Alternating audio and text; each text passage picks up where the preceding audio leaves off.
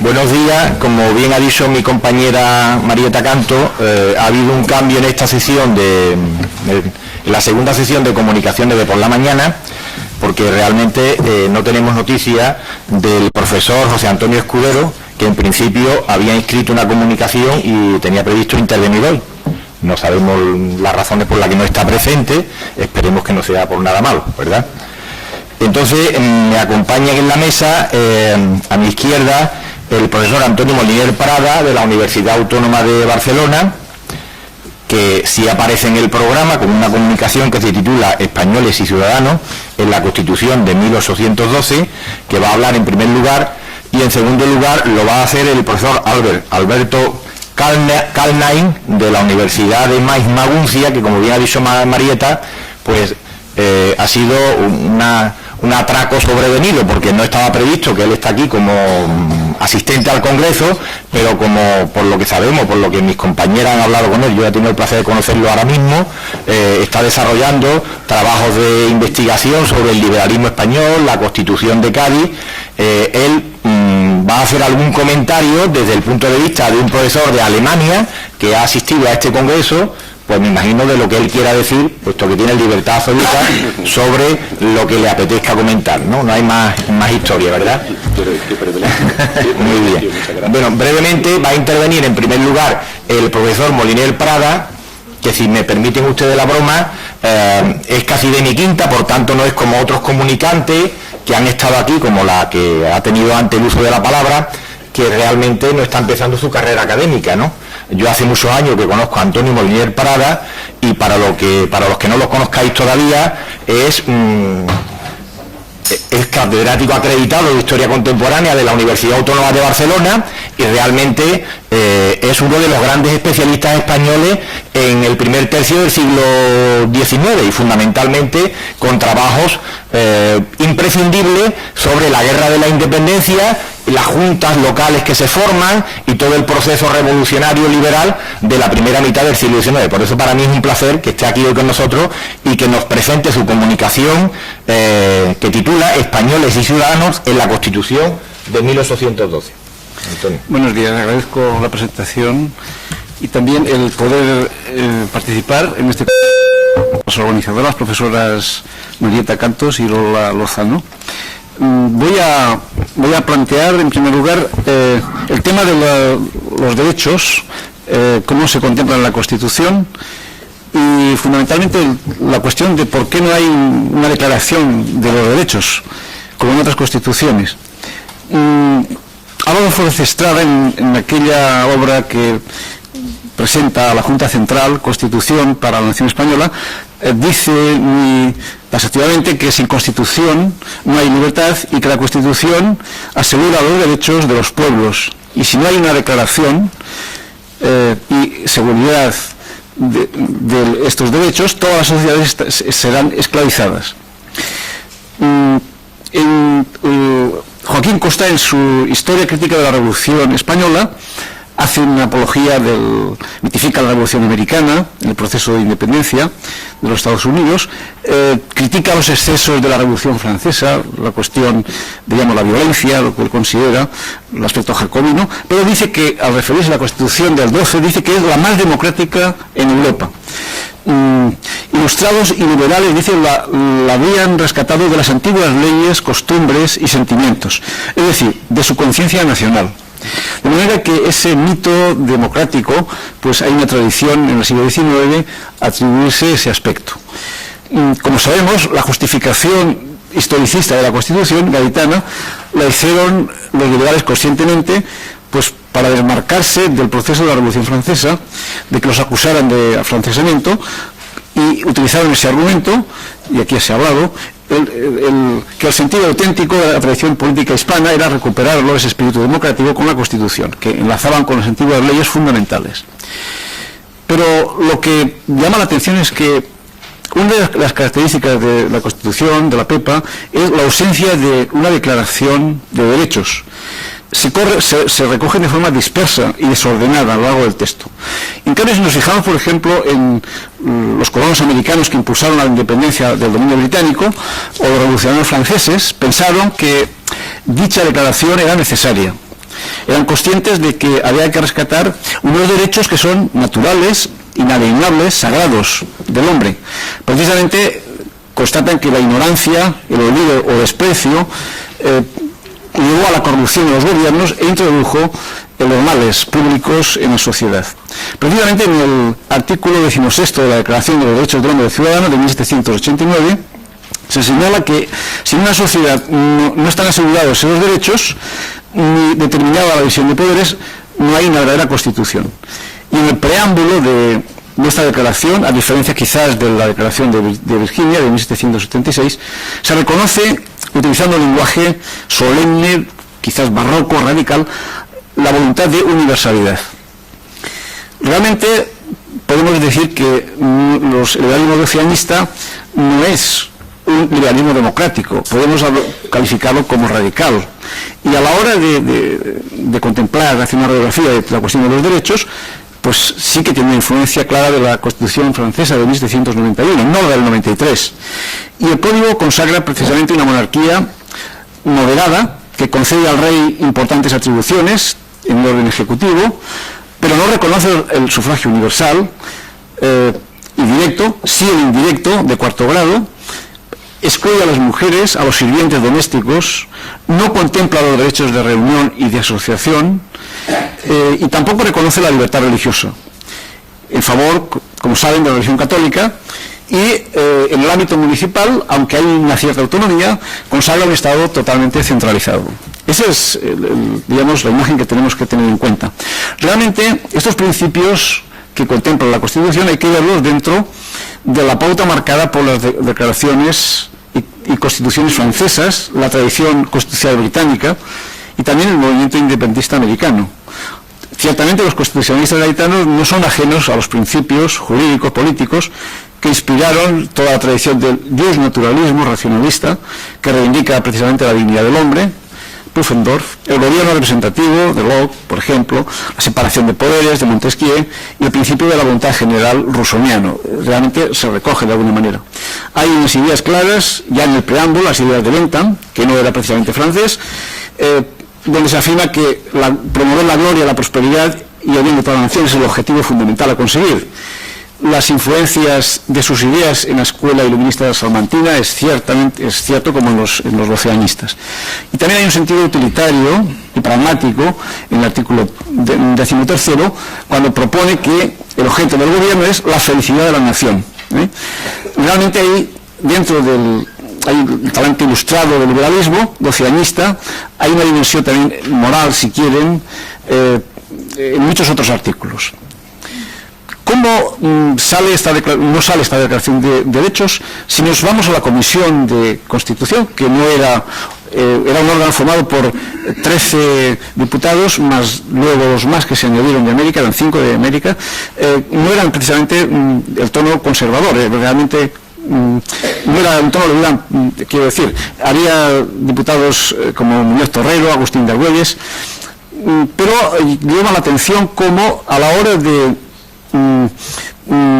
nombrar asesores, que se permitía el reglamento de 3 a 5 personas, eligen solamente a uno, que va a ser decisivo, yo creo, el Sándor Romanillos. Este personaje, como saben, era francesado, convencido, que había sido secretario de la Asamblea de Bayona, que era miembro del Consejo de Estado que creó José I, y después se convirtió, fue patriota con la Junta Central, lo nombró la Junta miembro de la Comisión de Cortes, tenía capacidad de voto también, y la Junta de Legislación también estuvo muy influenciado en las resoluciones.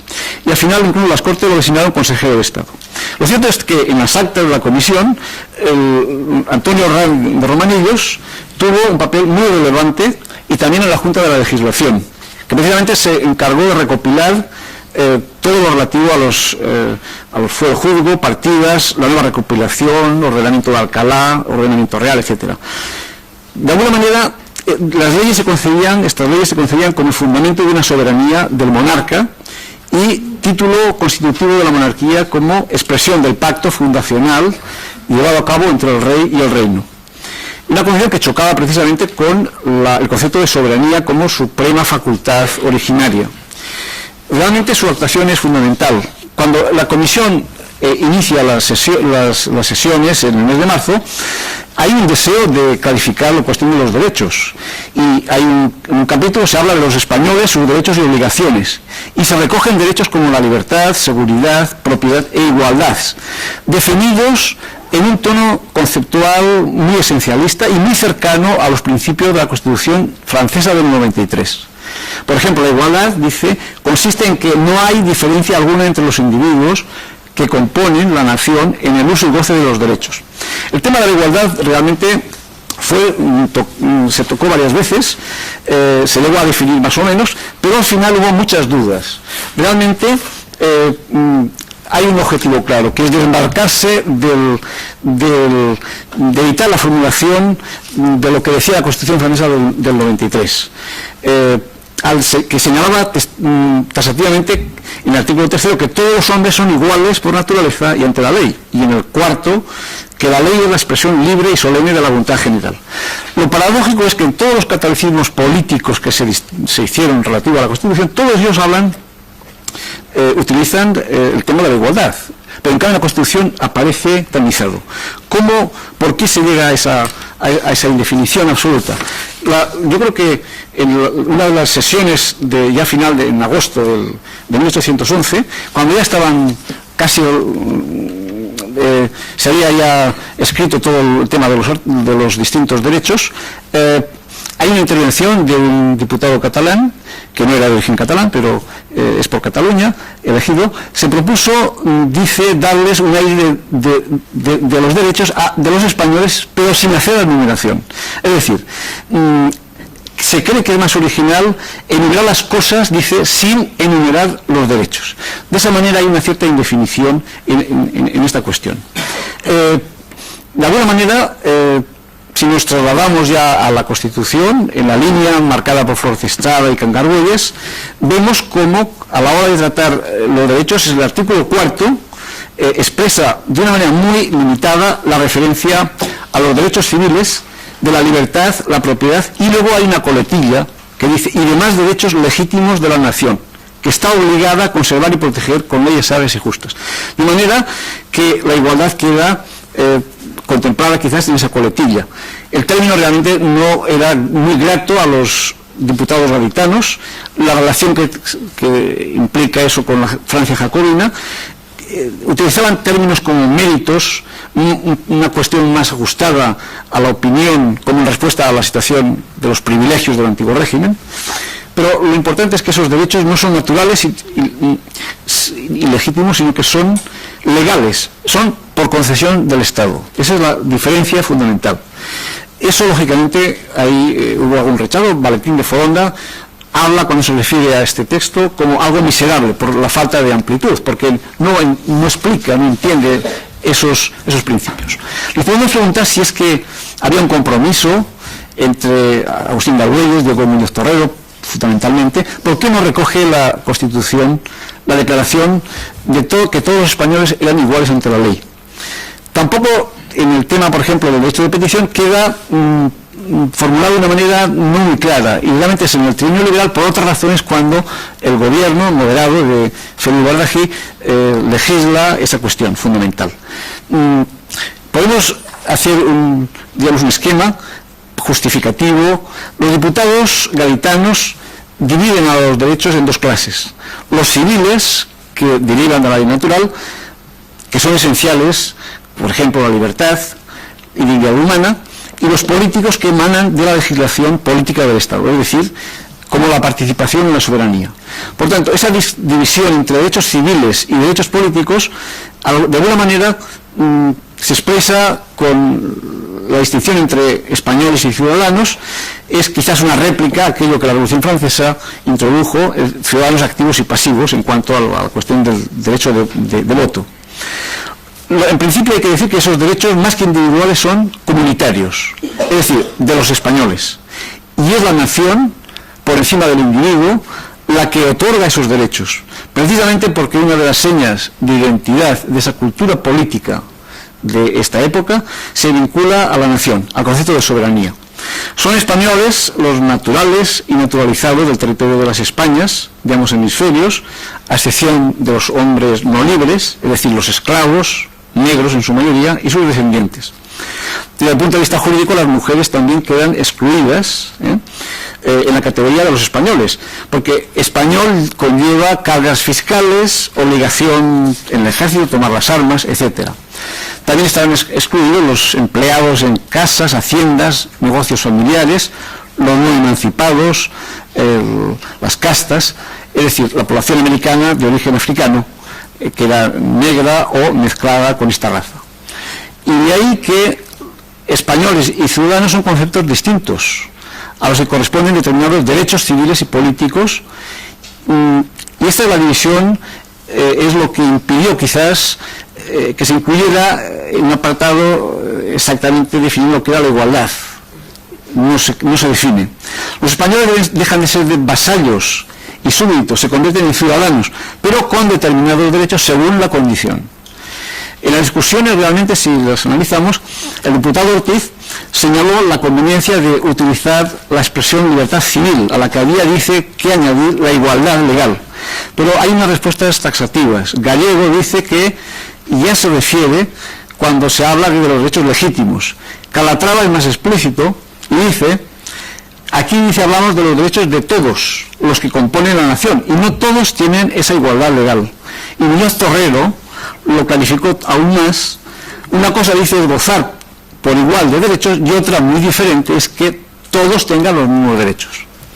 Espiga equipara la distinción entre españoles y ciudadanos a la de ciudadanos simples y ciudadanos activos, gozando los primeros de derechos civiles y los segundos de derechos políticos.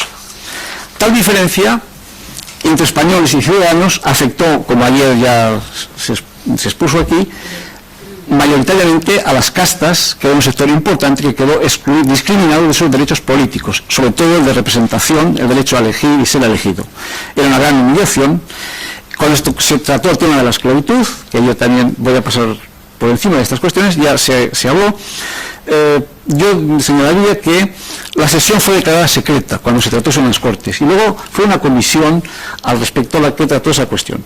En el tema, es claro que pasarían 60 años hasta que ese tema se resolviera positivamente cuando llegó Segismundo Moret, cuando fue ministro de Ultramar. De hecho, hay una discriminación respecto a los esclavos y las castas, que son excluidos de la condición de ciudadanos españoles y de los derechos. Lógicamente, eso significa que no hay una discriminación muy negativa. Si miramos, por ejemplo, la Constitución de Haití de 1801, allí se proclamaba la igualdad de todos los hombres y quedaba abolida la esclavitud, o la de Venezuela, la Constitución del 11 también plantea la igualdad en términos políticos de ciudadanía común entre criollos e indígenas. Esto realmente provocó algunas críticas. Por ejemplo, Rafael María de Labra, cuando en sus comentarios de la Constitución del 12 se refiere a esta cuestión diciendo que le duele mucho porque las Cortes gaditanas no habían suprimido el tráfico de esclavos negros y la misma esclavitud, por el temor de los diputados peninsulares, dice, la vacilación de los americanos, entre ellos el habanero Jáuregui, como también se ha mencionado. Vicente Olasco Ibáñez también, cuando habla del artículo 22, dice que es irritante, antiliberal, porque venía a establecer la división de castas. Dice que es y ha sido el más negro borrón de la humanidad. La distinción, pues, entre ambos conceptos de españoles y ciudadanos radicaba también en la propiedad.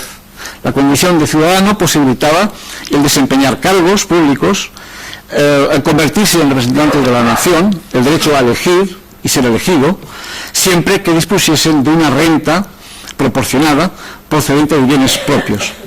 La articulación, por tanto, del sufragio dividiéndolo entre activo y pasivo, y la imposibilidad también, como decía la Constitución, de reformarla en un periodo de 8 años y exigir en el futuro la privación del voto a aquellos que en el año 1830, no supieran leer ni escribir, yo creo que no deja ningún resquicio para hacer lecturas democratizadoras de la Constitución. De este modo, se mantiene la desigualdad en el terreno de los derechos políticos.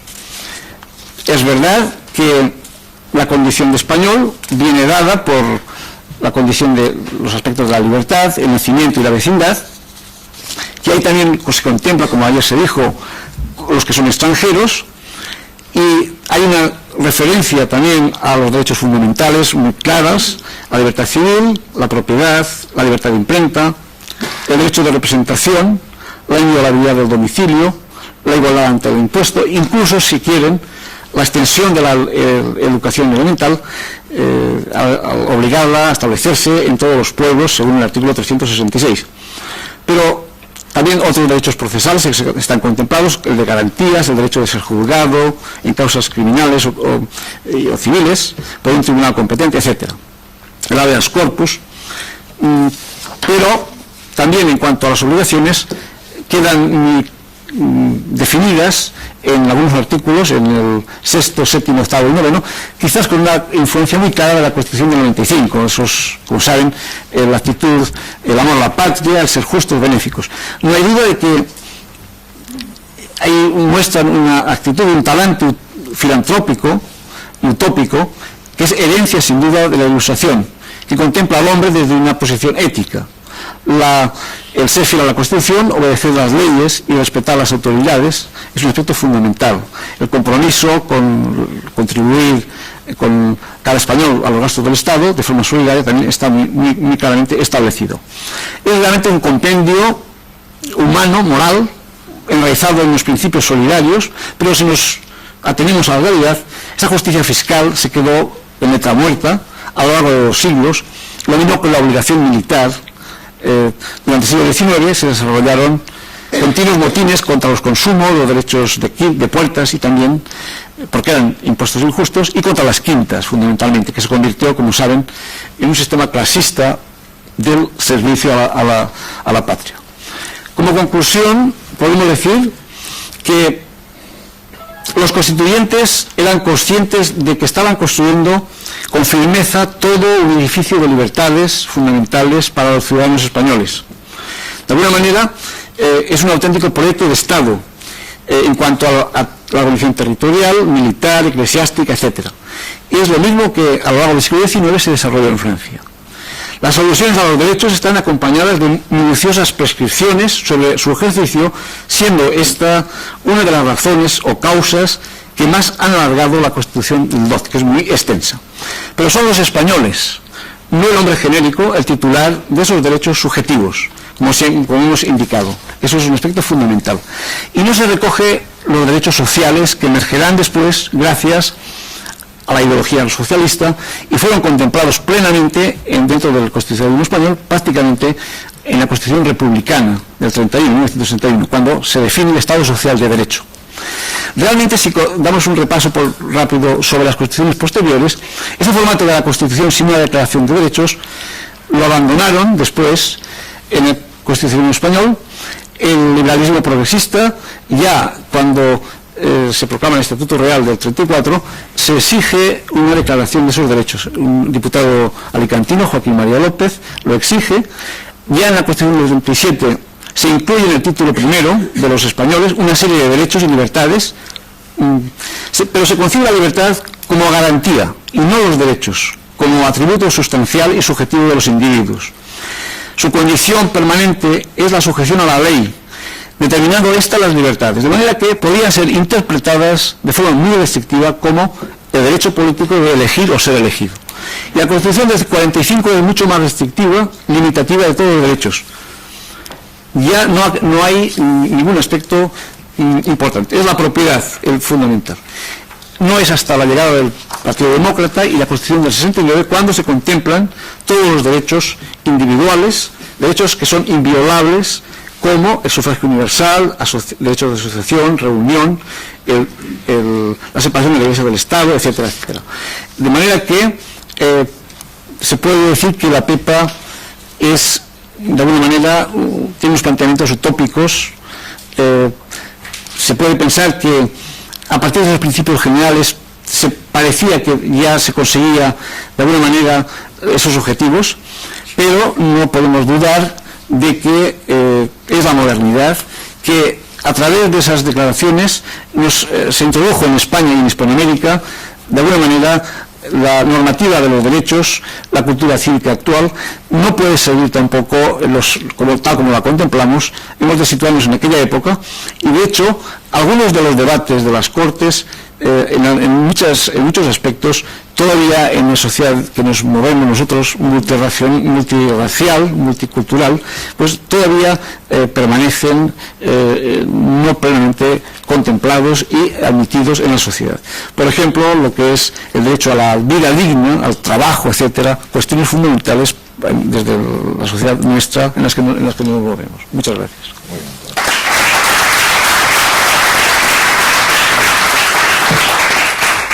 Gracias al profesor Moliner, y le voy a dar la palabra, como hemos dicho antes, al profesor Alberto von Kalmey para que nos cuente lo que quiera. Pues muchas gracias a ustedes.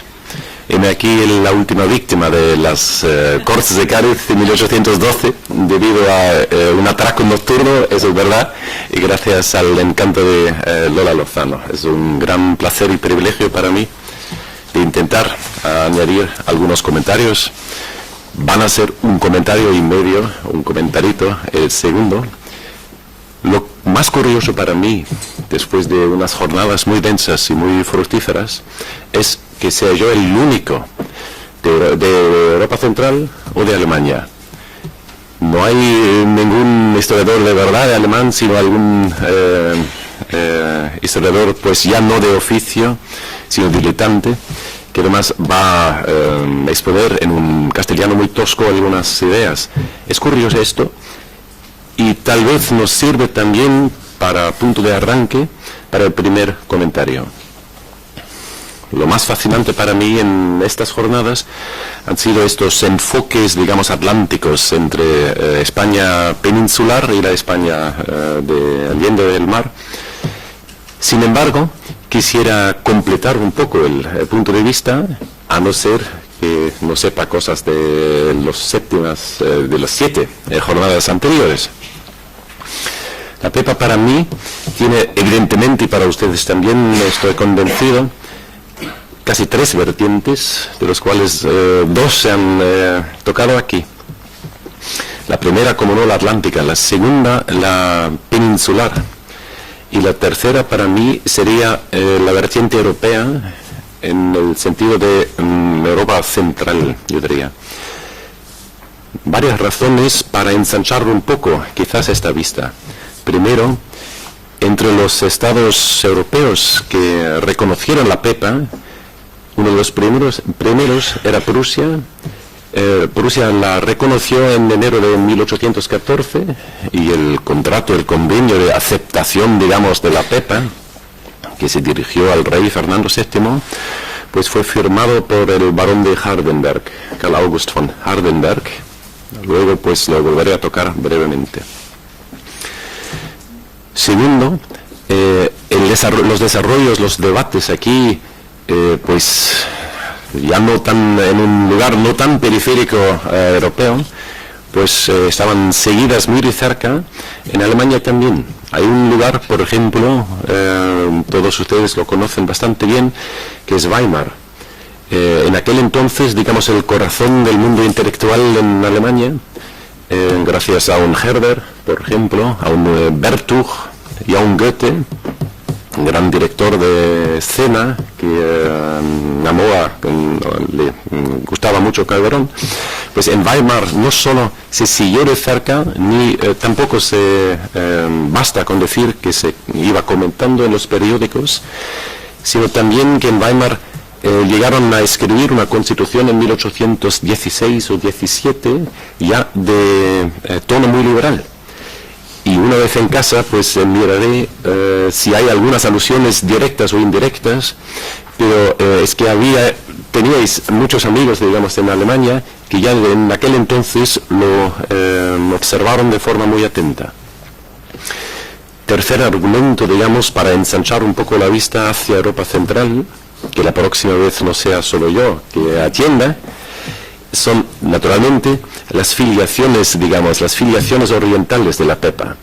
Lo sabéis mejor que yo, hacia el reino de Sicilia, donde iba a aplicarse, también hacia el Piemonte, y que sepa yo también en Bélgica en 1831, pues había filiación, no sé si es el término justo, es decir, desde el punto de vista actual, la PEPA sí iba a arraigar bien en suelo europeo.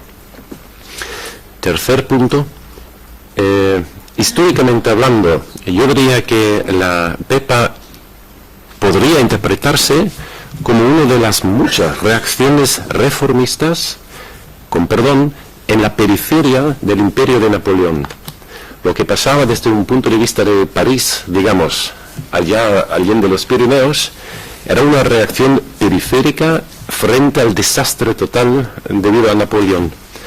Pues, y primero la Constitución y luego también las decisiones políticas se podían reflejar mutuamente, por ejemplo, entre España aquí en Cádiz y los años siguientes en Madrid y Prusia. Prusia en aquel entonces, en 1808-1810, se encontraba casi de manera igual que España. Hay un informe que todos conocerán aquí, por parte de unos jefes militares, dirigido al rey Fernando VII en el año 1818. Según estos generales que se refirieron al año de 1808, pues España estaba en la situación siguiente: ni teníamos naves, ni ejércitos, ni armas, ni tesoro, ni crédito, ni fronteras, ni gobierno, ni existencia política. Tachando el último concepto, ni existencia política, todo lo demás se podría aplicar 100% a la situación en Prusia también. ¿Y cómo se reaccionó en Prusia? Dirigido por aquel barón de Hardenberg, él mismo, y aceptó, bueno, que firmó el convenio de aceptación de la PEPA, pues se reaccionó de forma bastante comparable. Reformar el cuerpo de oficiales, abrirlo, digamos, según los méritos y no la cuna.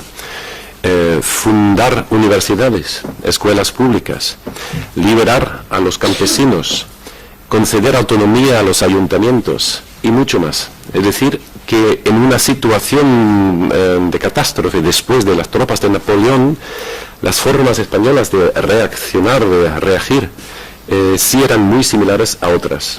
Igual se podría comparar, como no, con el ducado tan pequeño de Weimar, también estropeado por Napoleón, y muchas otras partes de Alemania también. Después de 1815 había al menos una docena de constituciones a nivel de autonomías, con perdón en un concepto actual, en Baden, en Württemberg, en Baviera, en Sajonia, Weimar y en Prusia lo iban intentando. Es decir, que lo podríamos ensanchar un poco la vista hacia Europa para comparar bien, encuadrar un poco, enmarcar la PEPA.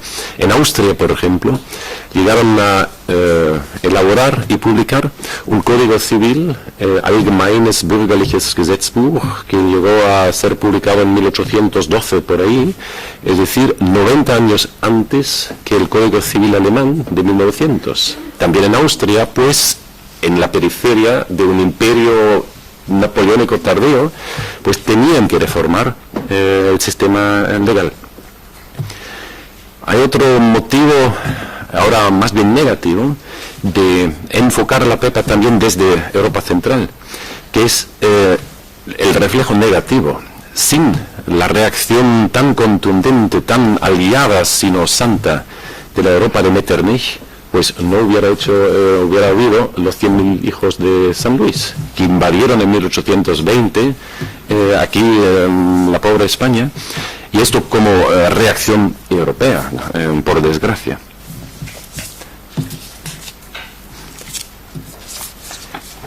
Un momentito.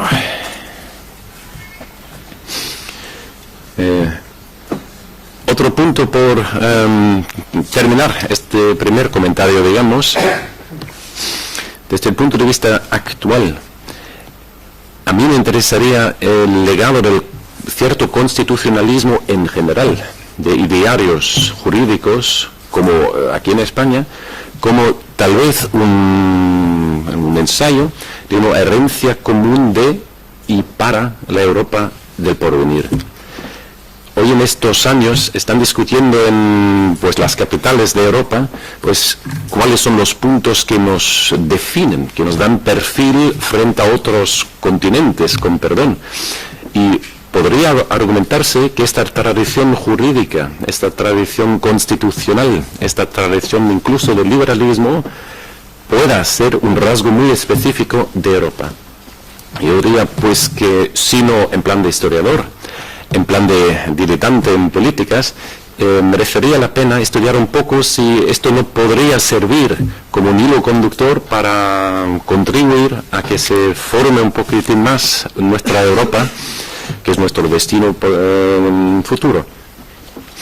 No sé en absoluto si se ha invitado a algún miembro, algún diputado del Parlamento Europeo, por ejemplo, los representantes de España, en Bruselas y en Estrasburgo. De todas formas, yo siempre optaría por incluirlos lo más posible. Esa es una tradición no nacional ni española, sino muy europea. Esos intentos de formar sociedades cívicas gracias a las constituciones. Bueno, esto como primer comentario, una cierta idea, una sugerencia de ensanchar un poco los puntos de mira hacia Europa Central. De nuevo, que la próxima vez estén otros historiadores de Alemania y de Austria y estos países muy comparables en la primera parte del siglo XIX. Otra advertencia muy breve. Ya la expresé muy ligeramente hace poco. Ayer se habló mucho de conmemoraciones y nacionalismo, y también se habló de lugares de memoria comunes como para formar la ciudadanía. Pues hay un caso comparable, quizás en Alemania, que ya sabéis un poco, de revalidecer, recuperar una constitución quebrada, con perdón, a ver si puede servir. Es el caso de nuestra constitución de la Paulskirche de 1848. No era, como no, la primera constitución, como ya mencioné, sino el resultado de toda una ola de constitucionalismo en la Europa central, de Baviera, de Baden, de Württemberg, de Weimar, etc., un punto culminante. Y también en una iglesia, la iglesia de San Pablo, Paulskirche, se llegaron a reunir también los diputados de los miembros de las diferentes partes de Alemania políticamente no existente. También eran más bien profesores, más bien arbitristas, más bien intelectuales, sino un reflejo fiel de la sociedad, que debatieron durante año y medio en la Paulskirche. Lo curioso es que se llegó a publicar la Constitución, pero nunca se aplicaba como tal. Es decir, en contraste con la PEPA, se quedó en plan de mito, digamos, lo que pasaba en aquel oratorio, en aquella iglesia. Lo precioso para nosotros, y esto no es una exageración, es precioso, es la recuperación de esta Constitución de 48, 110 años más tarde. Mis bisabuelos seguro casi no la conocían, la ignoraban, la Paulskirche. Fue después de la Segunda Guerra Mundial, y gracias no a ningún representante político ni del Estado, sino gracias a una iniciativa muy particular, que se llevó a cabo esta recuperación. Era la Asociación de Libreros, que tenían el coraje de fundar un premio, hoy en día yo diría el premio más prestigioso que podamos ofrecer en Alemania, el Premio de la Paz. Pues se estableció este Premio de la Paz en 1955, por ahí, y los primeros eran solo conatos, conlleva muy poco dinero, todavía hoy, pero gracias a este ensayo, digamos, hoy en día se concede siempre al final de la Feria de Libros de Frankfurt, el premio de la Paz anual, pues concedido, por ejemplo, a don Jorge Semprún, a Octavio Paz y a otros. Lo curioso es que nadie de los asistentes a esta ceremonia a mediados de octubre en Frankfurt, casi nadie de los asistentes habrá leído jamás la Constitución de 48, y todo el mundo la está comentando, digamos. De modo que han tenido el éxito de llevar la herencia, el legado de una Constitución más allá del mundo científico, gracias a una fundación o gracias a fundar un premio que ha contribuido a cierto cambio político, cierto cambio de autoestima en Alemania. Gracias a esta iniciativa, iniciada 110 años más tarde y que sigue hoy en vigor, pues podría ser una idea para enfocar, digamos, el camino venidero de Cádiz y de la PEPA, pues de seguir con los premios, pero no solo dirigidos hacia el mundo académico, el mundo estudiantil o de los doctorantes, sino más bien, por ejemplo, a los periodistas de gran coraje, a los periódicos de perfil y de talado, y otras ideas más. Pues esto como el comentario en medio. Muchas gracias por vuestra atención.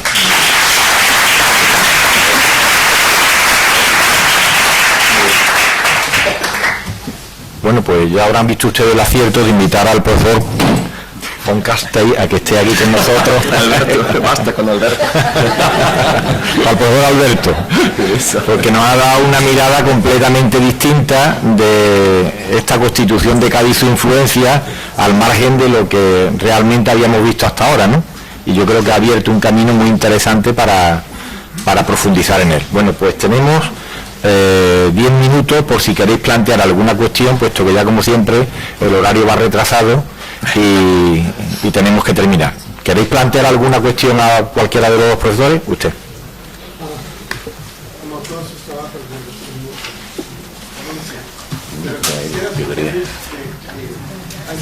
A ver si lo puede usted.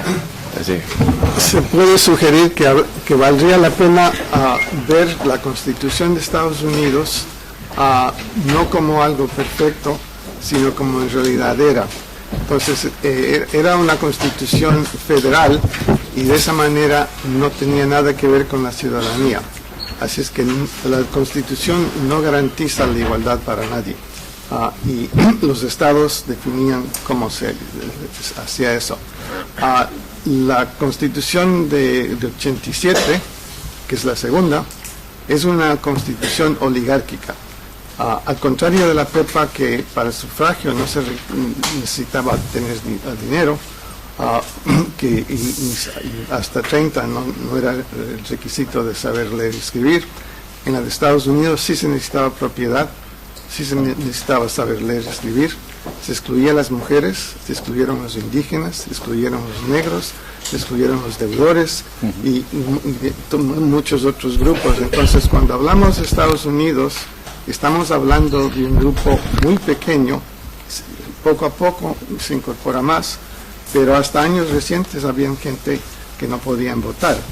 Ahora, el caso de la religión no garantizaba libertad de culto. Y en el caso de la religión, los estados determinaban muchas cosas y los estados del sur principalmente excluían a los no protestantes del mundo político, es decir, los católicos y los judíos no tenían derechos políticos. Ellos solo alcanzan los derechos políticos después de la guerra civil, con la enmienda que dice que ahí sí se dice que todos los hombres son iguales. Entonces, eso es muy diferente.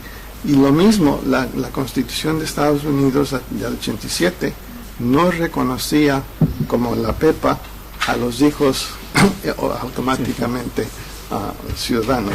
Eso también se incluye en la enmienda, no digo el número, para incluir a los negros. Entonces, en cierta forma, yo creo que el mito de la Constitución de Estados Unidos oscurece los aspectos más importantes de la PEPA. Un momento, Antonio, no conteste porque si no...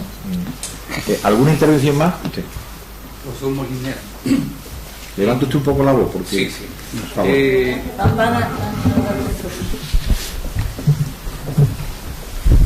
Gracias. En los grandes, bueno, los juristas, soy jurista, discutimos familias así, ¿no? Tratando de resumir, ser pedagógicos, en fin. Por ejemplo, la tradición liberal republicana consolida un canon básico de Estado de Derecho moderno. Uno sería el reconocimiento de derechos fundamentales, es decir, la tradición racionalista, los derechos son de las personas, puede haber un Estado que lo reconozca o no, pero los derechos están ahí, ¿no? Y el punto 2, el check and balance, que es esta tradición un poco más anglosajona, ¿no? Que sería el canon básico de identificación de un Estado de Derecho. Y luego está ya siendo un poco más sintéticos, organizamos dos grandes familias, la familia del Common Law y la Civil Law, que sería la tradición más europea. ¿Usted comparte esta idea de que, y la PEPA pues estaría en esa tradición del Civil Law? Y lo que habló Alberto, por ejemplo, Alemania siempre soñó con tener su código civil y hablamos de una tradición romana germánica, ¿no? Y bien, o sea, esta es lo que damos a los alumnos nosotros por allá y no sé qué opinas sobre esto. Un momentito. Sí. Una última intervención. Una última. ¿Alguien? ¿No hay más intervenciones? Pues le doy la palabra primero al profesor Moliner y después al profesor Alberto. Sí, yo estoy brevemente, Antonio. Estoy de acuerdo a las constituciones. Yo simplemente había mencionado la creación de Virginia, que luego no tiene efectividad. Tampoco yo soy jurista, ¿no? Pero me imagino que yo lo que he intentado es desmitificar el espíritu democrático que a veces se dice de la Constitución, utilizando un lenguaje que no es idóneo en ese sentido, a la hora de reflejar el doceañismo. Pero sí que yo creo que con todas las problemáticas que se plantea, el tema aquel historicista y sobre todo el desmarcarse de la Revolución Francesa, a la hora de definir los derechos esos, pues hay, digamos, un espíritu garantista en ese sentido. Incluso el mismo derecho de igualdad también, al final, las organizaciones del Estado están sometidas a esos principios, es decir, que también esa división que has hecho tú perfectamente coincido con lo que dices. O sea, la podemos incluir también, la PEPA, en ese sentido. Lo que a veces, desde el punto de vista de la historiografía, sobre todo en el siglo XIX, se mitificó el espíritu democrático. Pues yo creo que era simplemente un análisis muy de los momentos que se atravesó la situación política española y un reflejo de esas cuestiones. Es decir, hasta que no hay una implementación de lo que es, digamos, las ideas democráticas y republicanas que ya aparecen en los años 40 y cuando se funda el Partido Demócrata Español, la Revolución de la Gloriosa, la Primera República. Es decir, hay una trayectoria importante que sería culminación de todos esos aspectos. Es decir, que en comparación y el aspecto el punto de mira de Europa es muy importante. En Portugal también creo que es importante, el año 22, por ejemplo, cuando define lo que es la soberanía, en un concepto mucho más claro, ¿no? Y la figura del rey queda mucho más sometida que la Constitución gaditana. Hay una lectura diferente en algún sentido. Muy bien. Profesor Alberto. Pues voy a ser muy breve. Tan solo quisiera subrayar el comentario de don Jaime. Como herencia y como legado, la PEPA pues es impreciable y fantástica, pero a la hora de valorarla, con perdón, tendremos que compararla de forma horizontal, y comparando a la PEPA con otras constituciones coetáneas a partir de 1787, no sé, hasta tal vez la de y América del Norte, hasta 1848 y Alemania, yo diría que la PEPA sí parecía muy avanzadora. pero de avant-garde en comparación con mucho otro. Así que podemos sentirnos, yo también nosotros, pues muy orgullosos del estado de avance que representaba en aquel entonces. Incluso estoy añadiendo como humilde historiador de Alemania. Bueno, muchas gracias a los profesores Moliner y Volcalnay. Y vamos a descansar un cuarto de hora, lo iré diciendo mejor a medida que lo vaya pronunciando. Dentro de un cuarto de hora, nos venimos aquí a la mesa redonda.